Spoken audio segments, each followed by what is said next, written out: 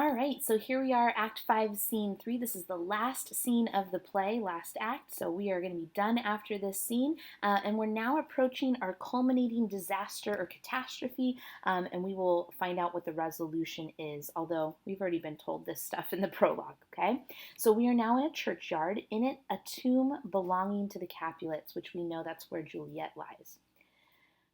Enter Paris and his page bearing flowers and a torch. Just based on this information, you can kind of assume what Paris is doing there, right? He's bearing flowers to Juliet's grave, right? Remember, he was supposed to marry her, and so he's kind of grieving here too.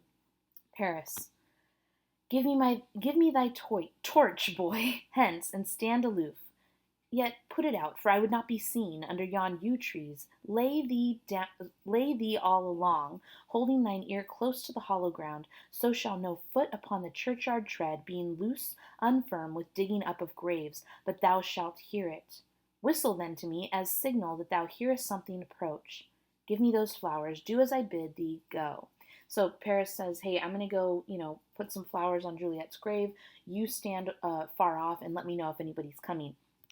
The page, aside, I'm almost afraid to stand alone here in the churchyard, yet I will adventure. I'm going to chance it. And he retires and does what he's told. Paris, sweet flower, with flowers thy bridal bed I strew. Oh, woe, thy canopy is dust and stones, which with sweet water nightly I will dew, or wanting that with tears distilled by moans, the obsequies that I for thee will keep. Nightly shall be to strew thy grave and weep. Hey, Paris, it's quite sweet of him, especially after how possessive he had been earlier. But he's mourning Juliet, and he feels that loss pretty deeply. The page whistles, which indicates that somebody's coming. The boy gives warning something doth approach. What cursed foot wanders this way tonight, to cross my obsequies in true love's right? What, with a torch? Muffle me, knight, a while. Okay, so he's like, I can't believe somebody would come and disturb me in my grief. And he retires. Turns out the person disturbing him in his grief was Romeo and Balthazar with a torch, mattock, and whatever else. Mattock is like a pickaxe. Romeo, give me that mattock and the wrenching iron. Hold, take this letter. Early in the morning, see thou deliver it to my lord and father. Before I continue on real quick, Romeo is showing up, and Paris can see Romeo. Romeo's showing up with a pickaxe and a crowbar, essentially, right? A wrenching iron. From Paris's perspective, he sees a Montague, the enemy of the Capulets, approaching with a pickaxe and a crowbar. That looks super sketchy on Romeo's part, right? It looks like he's going to do some grave robbing or, I don't know, desecrate the grave in some form or fashion. Again, that would be from Paris's perspective, who's watching. Again, he says, Hold, take this letter early in the morning, and see thou deliver it to my lord and father. Give me the light upon thy life, I charge thee. Whatever thou hearest or seest, stand all aloof, and do not interrupt me in my course. Meaning, whatever you hear or whatever's going on, leave me alone, just deliver my letter, okay? Why I descend into this bed of death is partly to behold my lady's face, but chiefly to take thence from her dead finger a precious ring, a ring that I must use in dear employment.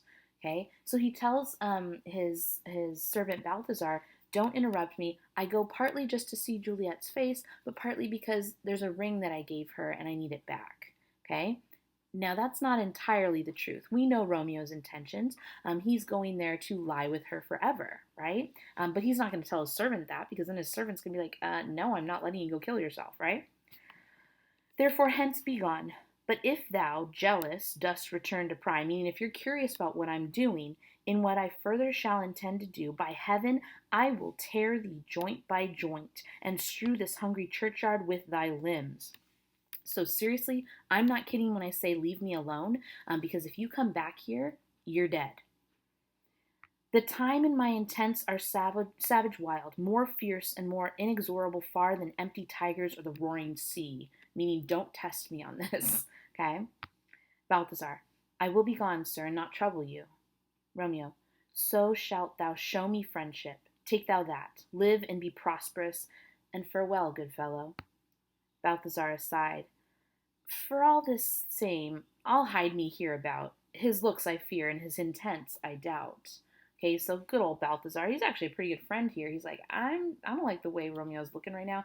I'm gonna hang out over here. I know he told me to leave, but not gonna happen. He retires, meaning just moves on to another a place.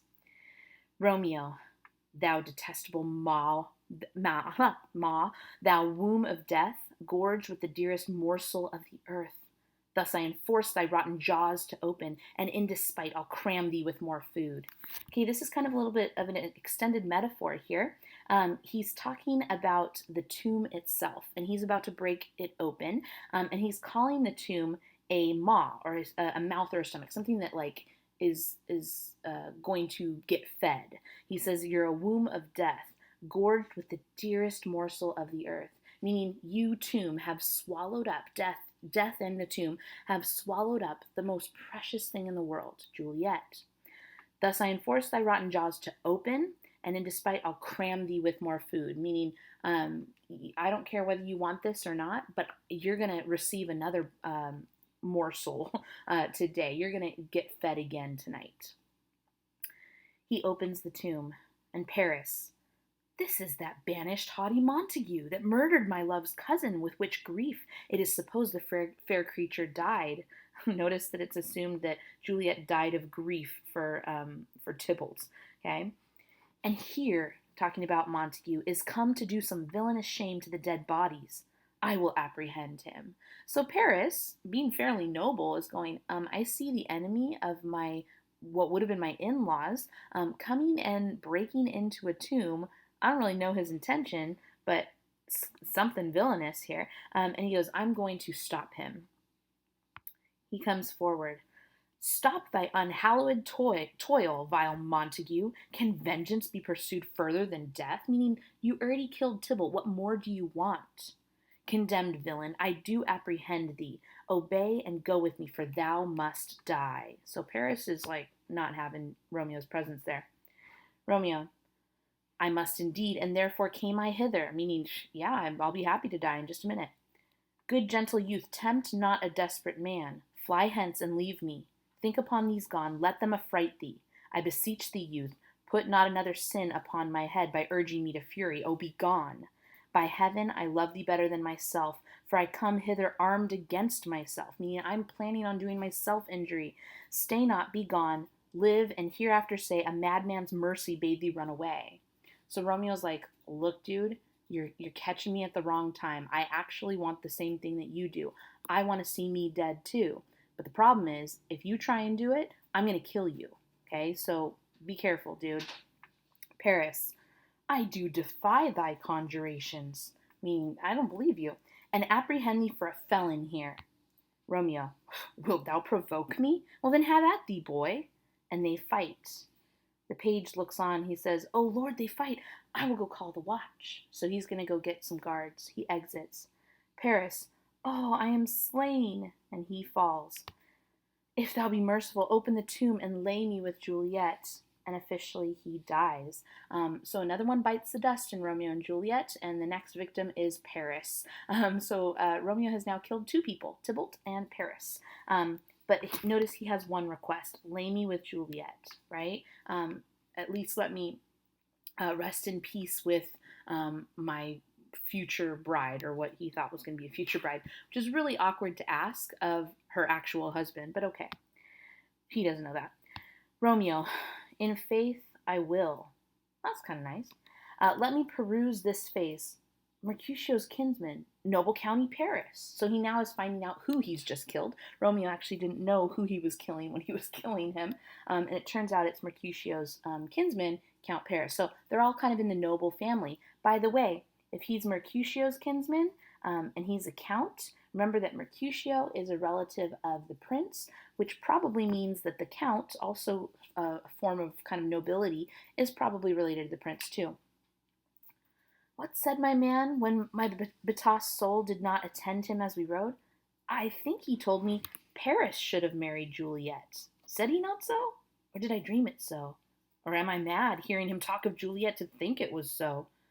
Oh, give me thy hand, one writ with me in sour misfortune's book. Meaning, you're kind of in the same boat as me, dude. Like, We both are not destined to be happy and in love with Juliet. Um, I'll bury thee in a triumphant grave. A grave?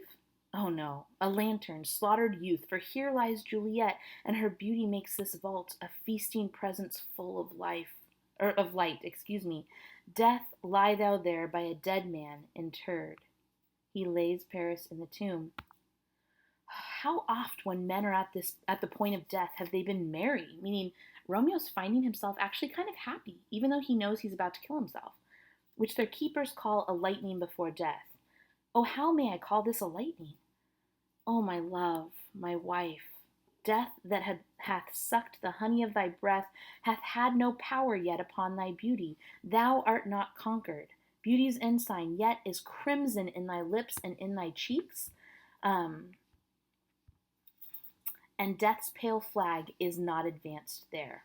Okay, it is really interesting, and notice I highlighted it in green because there's some irony here. He says, death that hath sucked the honey of thy breath hath had no power on thy beauty. Basically what he says is, wow, Juliet, you are so beautiful that even when you're dead, you don't even look dead, right? You still have crimson in your lips and in your cheeks, meaning your cheeks aren't pale and washed out like most dead people are. Wow, you look so beautiful and you look so full of life. The irony there is that actually she is full of life.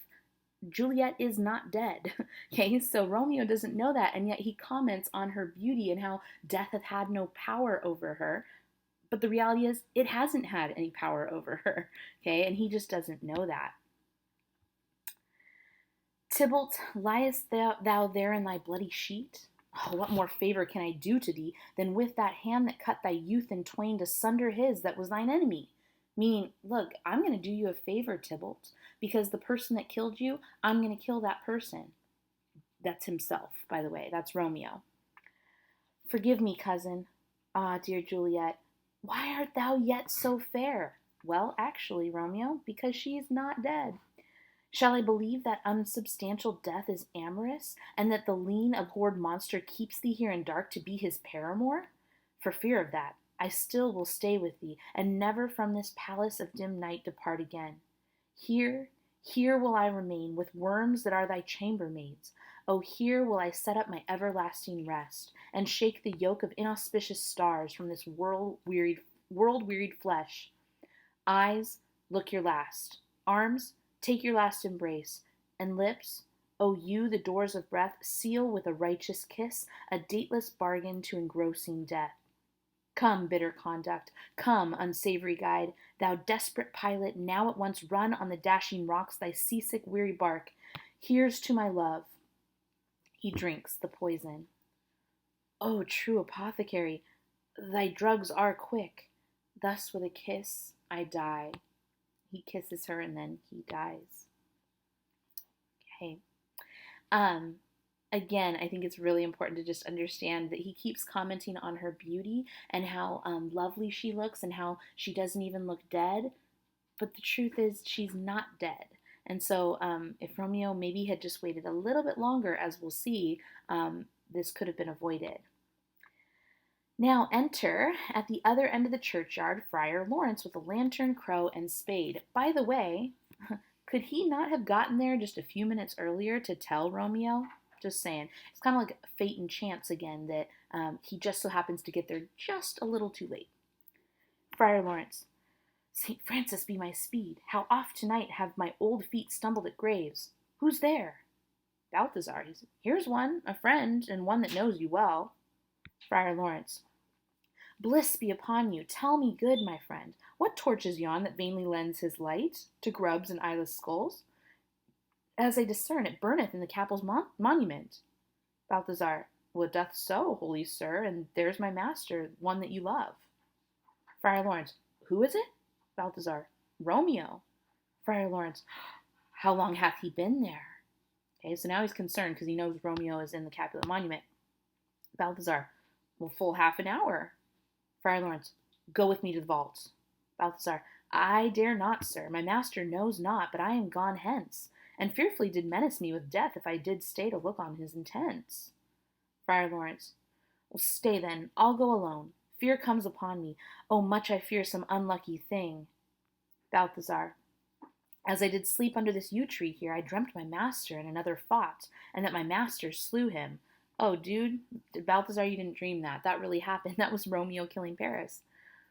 Friar Lawrence. Romeo! He advances. Alack, alack, whose blood is this, which stains the stony entrance of this sepulchre? What mean these masterless and gory swords to lie discolored by this place of peace? Again, he's finding the blood of Paris, right, whom Romeo had just killed. He enters the tomb. Romeo! Oh, pale, who else? What, Paris, too, and steeped in blood? Oh, what an unkind hour is guilty of this lamentable chance. Oh, the lady stirs. Juliet wakes. Juliet. Oh, comfortable friar, where is my lord? I do remember well where I should be, and there I am. Where is my Romeo? A noise is heard within. Friar Lawrence. I hear some noise. Lady, come from that nest of death, contagion, and unnatural sleep. A greater power than we can contradict hath thwarted our intents. Notice this, a greater power than we can contradict hath thwarted our intents, meaning we've tried our best, but this is just not meant to be, right? Come, come away, thy husband in thy bosom there lies dead, and Paris too. Come, I'll dispose of thee among a sisterhood of holy nuns. Okay, so Friar's new plan is, Juliet, you're supposed to be dead, and you're not. Your husband is dead, and so is your supposed to be husband, so you're pretty much screwed. I'm just going to go ahead and put you in a convent, right? A sisterhood of holy nuns. Stay not to question, for the watch is coming. Come, go, good Juliet. So the friar is really concerned about this, right? He's concerned about getting caught at this point, which I don't blame him. He hears a noise again. I dare no longer stay. Juliet. Go, get thee hence, for I will not away. Exit Friar Lawrence. Juliet still. What's here? A cup closed in my true love's hand? Poison, I see, hath been his timeless end. Oh, churl, drunk all and left no friendly drop to help me after? So she's almost kind of upset that Romeo drank all the poison and she doesn't get any. I will kiss thy lips. Haply some poison yet doth hang on them to make die with a restorative. Meaning, maybe if I just kiss your lips, there'll be enough poison on your lips to finish me off as well. She kisses him. Oh, thy lips are warm. The first watchman from within. Lead, boy, which way? Juliet. Yea, noise? Then I'll be brief. Oh, happy dagger. She snatches Romeo's dagger. This is thy sheath, talking about her body, that now the dagger should rest and live forever within her body. She stabs herself. There, rust, and let me die. She falls on Romeo's body and dies. Enter the watch with the page of Paris. Page. This is the place there where the torch doth burn. The first watchman. Well, the ground is bloody. Search about the churchyard. Go, some of you, whoever you find, attach, meaning arrest. Pitiful sight. Here lies the county slain, and Juliet bleeding, warm, and newly dead, who here hath lain these 2 days buried. Go tell the prince, run to the Capulets, raise up the Montagues, some others search. We see the ground whereon these woes do lie, but the true ground of all these piteous woes we cannot without circumstance decry. Okay, so this is a bit of a messy scene, he says. There are a lot of details we don't have. We've got to figure this out, but we can't do that without the details. Re-enter some of the watch with Balthazar. The second watchman. Here's Romeo's man. We found him in the churchyard. First watchman. We'll hold him in safety till the prince come hither. Re-enter others of the watch with Friar Lawrence. So Friar Lawrence did not quite get his clean escape there. Third watchman. Well, here's a friar that trembles, sighs, and weeps. We took this mattock and this spade from him as he was coming from this churchyard side. Again, that makes Friar Lawrence look really sketchy that he has a pickaxe and a shovel. Sorry, I should say shovel. First watchman. A great suspicion. Stay the friar, too. Enter the prince and attendants. Prince. What misadventure is so early up that calls our person from our morning's rest? Enter Capulet, Lady Capulet, and others. Capulet. What should it be that they so shriek abroad? Lady Capulet. Well, the people in the street cry Romeo, some Juliet, and some Paris, and all run with open outcry toward our monument. Prince. What fear is this which startles in our ears? First Watchman. Sovereign, here lies the county Paris slain, and Romeo dead, and Juliet dead before, warm and new killed, meaning she's dead again. Prince. Search, seek, and know how this foul murder comes. First Watchman. Well, here's a friar and slaughtered Romeo's man with instruments upon them fit to open these dead men's tombs, meaning they've got to have something to do with it because they've got the tools required to open the tomb. Capulet. O heavens, O wife, look how our daughter bleeds. This dagger hath mistaken, for lo, his house is empty on the back of Montague, and it missheathed in my daughter's bosom, meaning that's Romeo's dagger. So I don't know if he maybe assumes that he's the one that did it or what, but he knows that that's Romeo's dagger sitting in his daughter's chest. Lady Capulet. Oh me, this sight of death is as a bell that warns my old age to a sepulture. Now enter Montague and others. The prince says, Come, Montague, for thou art early up, to see thy son and heir more early down. Montague. Alas, my liege, my wife is dead tonight. Grief of my son's exile hath stopped her breath. What further woe conspires against mine age? Okay, so yeah, new information. Now, Lady Montague is dead over grief of Romeo's exile. Okay, so hers was kind of a random little death, but she's dead too now. So another death. Another one bites the dust. Prince. Look, and thou shalt see. Montague. Oh, thou untaught! What manners is in this? To press before thy father to a grave? Meaning, how could you, Romeo? How could you beat me to death? Right? The father should never have to see his son die. Prince. Seal up the mouth of outrage for a while, till we can clear these ambiguities, and know their spring, their head, their true descent. And then will I be general of your woes, and lead you even to death. Meantime, forbear, and let mischance be slave to patience. Bring forth the parties of suspicion. Friar Lawrence. I am the greatest, able to do least, yet most suspected, as the time and place doth make against me of this direful murder. And here I stand both to impeach and purge myself, condemned and myself excused. Meaning I will tell you the whole story because I want you to understand what happened. And it's going to incriminate me, but it will also, you'll understand why I did what I did. The Prince. Well, then say at once what thou dost know in this. Friar Lawrence. I will be brief, for my short date of breath is not so long as is a tedious tale.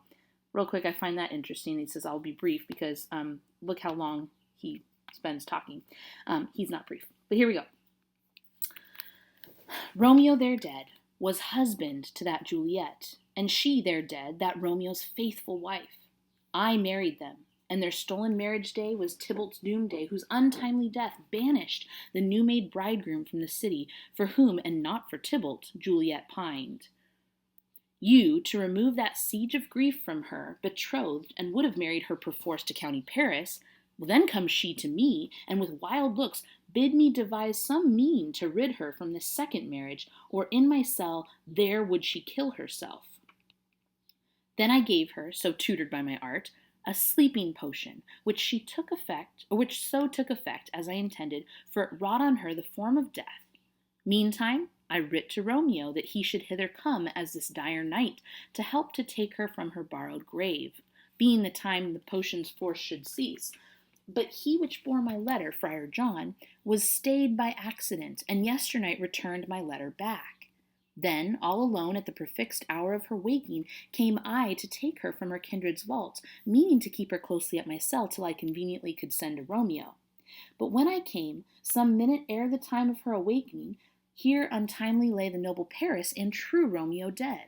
She wakes, and I entreated her come forth, and bear this work of heaven with patience. But then a noise did scare me from the tomb, and she, too desperate, would not go with me, but, as it seems, did violence on herself. All this I know, and to the marriage her nurse is privy, and if aught in this miscarried by my fault, let my old life be sacrificed some hour before his time unto the rigor of severest law. I love, by the way, that the friar totally calls out the nurse, like, hey, the nurse knew these plans too. Okay? But the prince, we still have known thee for a holy man. Where's Romeo's man? What can he say in this? Balthazar, I brought my master news of Juliet's death, and then in post he came from Mantua to this same place, to this same monument. This letter he early bid me give his father, and threatened me with death going in the vault. I departed not, and left him there. Prince, give me the letter, I will look on it. Where is the county's page that raised the watch? Sirrah, what made your master in this place? Meaning, why was Paris here? His page, well, he came with flowers to strew his lady's grave, and bid me stand aloof, and so I did. Anon comes one with light to ope the tomb, and by my master drew on him, and then I ran away to call the watch. Prince, this letter doth make good the friar's words, their course of love, the tidings of her death, and here he writes that he did by a poison of a poor apothecary, and therewithal came to this vault to die and lie with Juliet. Where be these enemies, Capulet, Montague? See what a scourge is laid upon your hate, that heaven finds means to kill your joys with love, and I, for winking at your discords too, have lost a brace of kinsmen, all are punished. He says, look what your feud has done, okay? Look what your feud has accomplished. And it says, and even I am suffering from this, right? Because I turned a blind eye to this feud for so long, I have now lost a pair of kinsmen, both Mercutio and Paris. So everybody is suffering because of your guys' pride and selfishness. Capulet, O brother Montague, give me thy hand. This is my daughter's jointure, for no more can I demand. Meaning, Capulet basically just paid Montague what Romeo would have received had Capulet known that Romeo was her husband, right? So he kind of gives this dowry, and he gives it over to Montague as kind of a show of good faith, like, hey, I don't want to do this anymore. I don't want to do this whole feuding thing anymore. Montague, but I can give thee more. For I will raise her a statue in pure gold, that while Verona by that name is known, there shall no figure at such rate be set as that of true and faithful Juliet. Okay, so Capulet says, I'm going to give you my daughter's inheritance. Montague says, you know what? I'm going to one-up you a little bit, and I'm going to raise a golden statue of Juliet in the streets of Verona.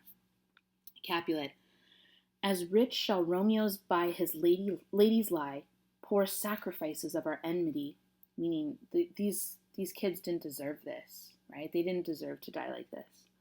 Prince, a glooming peace this morning with it brings. The sun, for sorrow, will not show his head. Go hence to have more talk of these sad things. Some shall be pardoned and some punished, for never was a story of more woe than this of Juliet and her Romeo. They all exit. Just as a real quick recap, we've got a death count here. On the Montague side, although Mercutio was not actually a Montague, he dies. He was actually the first to die. Okay, so he was number one. Number two was Tybalt. Okay, so Mercutio was killed by Tybalt. Tybalt was killed by Romeo. Okay, next was Paris. He's the next one. Okay, also killed by Romeo. So Romeo gets two deaths in this one. Then I believe next was Romeo. Okay, and he died by his own hand, but really by poison. Then we have Juliet, who dies literally by her own hand, by Romeo's dagger. And then finally, I don't mean to laugh at this, but Lady Montague, who died of grief over Romeo. Okay, so we've got 6 people dead. And by the way, remember, this all happens within the span of 5 days. Okay, so that's more than one person a day dead. Okay, so there you have it. That is the end of Romeo and Juliet.